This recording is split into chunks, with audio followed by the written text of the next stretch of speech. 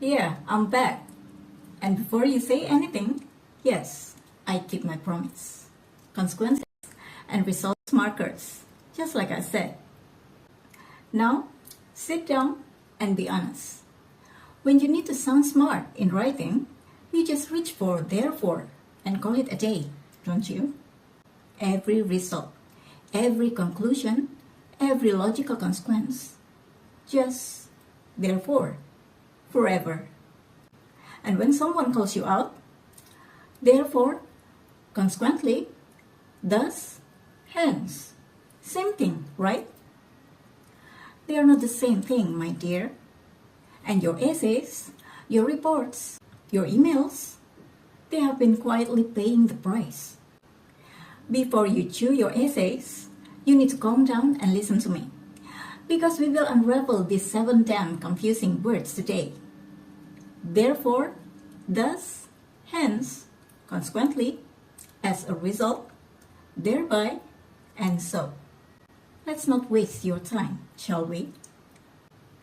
Let's start with your favorite word, therefore. Therefore is a logical conclusion marker. It means, given everything I just said, this is the only rational outcome. It's direct. It's confident. It draws a straight line between cause and conclusion. The data was inconclusive. Therefore, further research is required. Clean, logical, no drama. But here's what makes therefore different from the others. It's making a claim about logic, not just consequence, not just result.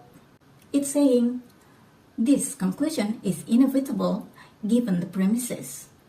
There's almost a mathematical quality to it. If A, then B. Therefore, which is exactly why it sounds so at home in academic writing, legal documents, formal reports. It's not just saying, this happened because of that. It's saying, this is the only reasonable conclusion one can draw. Powerful, but also overused. Because the moment you reach for therefore, when you actually mean something softer, something more casual, something less absolute, your sentence starts lying. And your reader feels it, even if they cannot name it. Now, therefore works beautifully when the conclusion is clean and direct. But what if you want that same logical weight, the same intellectual authority, but with a slightly different flavor? What if you want the conclusion to feel less like a verdict and more like a process? Because English, being the overcomplicated language it is, has 2 words specifically for that. And they both come with a side of Latin trauma. If you watch my shorts on these 2, welcome back, you absolute overachiever. For everyone else, buckle up. Thus and hence are therefore more academic, slightly insufferable older siblings. Both signal logical conclusion. Both are formal. Both will make you sound like you write policy papers for a living if used correctly. But they are not identical. Thus means in this way, or as a result of this. It's about how something follows from what came before. There's a sense of manner to it. Not just the conclusion happened, but that it happened through this logical process. The experiment was repeated 3 times, thus confirming the original findings. See how thus feels almost procedural? It's connecting the method to the outcome. Through this process, we arrived here. Hence is slightly different. It means from the source or for this reason. It's about origin, where the conclusion comes from. The methodology was flawed, hence the unreliable results. Notice something? Hence can work without a verb. Hence the unreliable results. Not hence the results were unreliable. That's a quirk unique to hence, and it makes it incredibly useful for punchy, concise academic writing. Now, Both thus and hence are formal, borderline archaic in casual speech.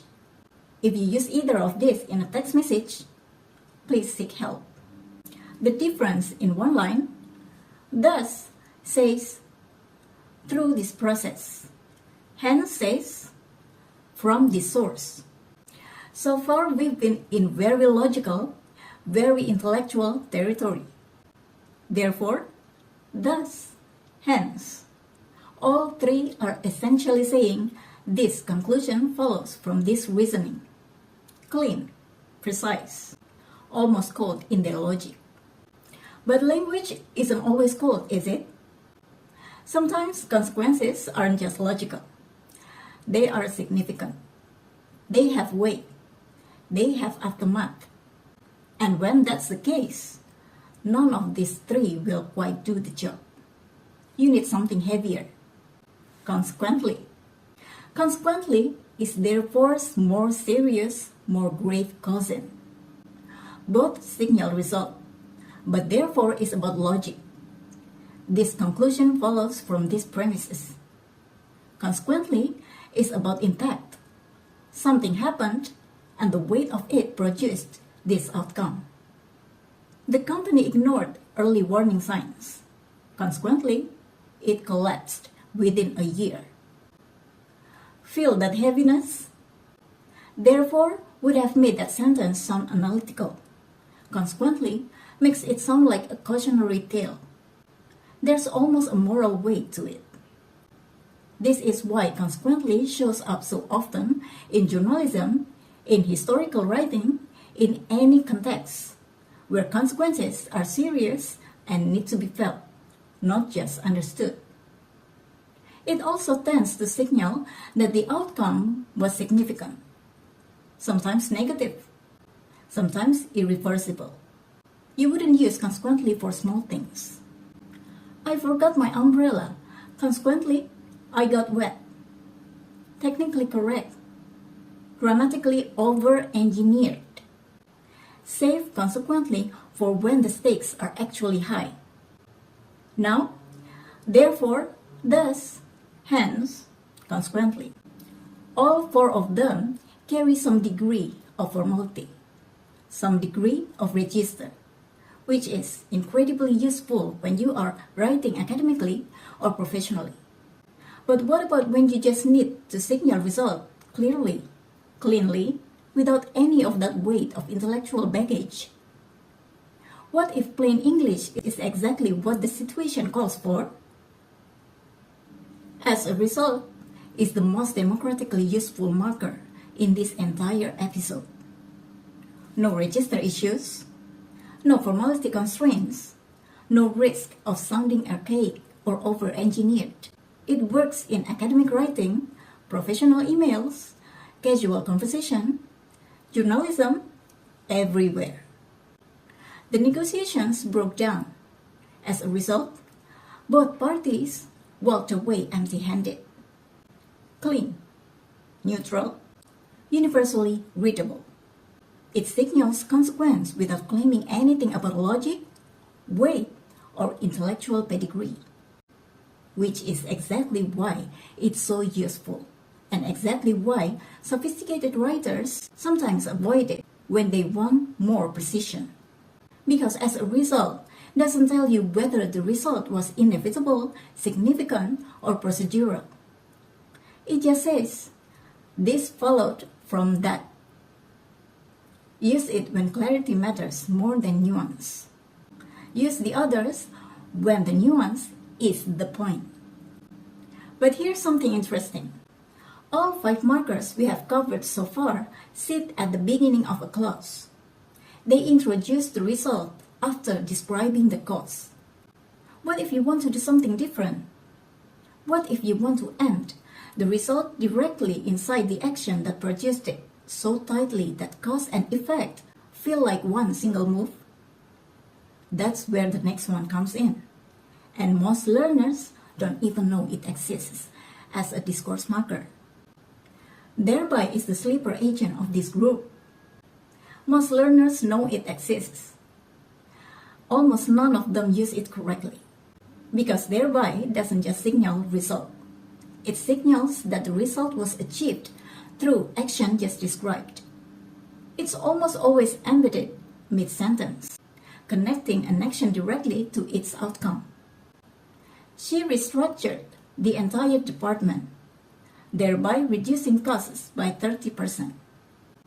The restructuring is the method. The cost reduction is the outcome. Thereby is the bridge between them. Through this specific action, the specific result was achieved. This is what makes thereby unique. You cannot use it the way you use therefore or consequently at the beginning of a new sentence, standing alone. It lives inside the sentence, attached to the action that produced the result. The restructuring was implemented. Thereby, costs were reduced. Wrong. Thereby needs to be embedded right next to the action it's describing. The restructuring was implemented, thereby reducing costs significantly.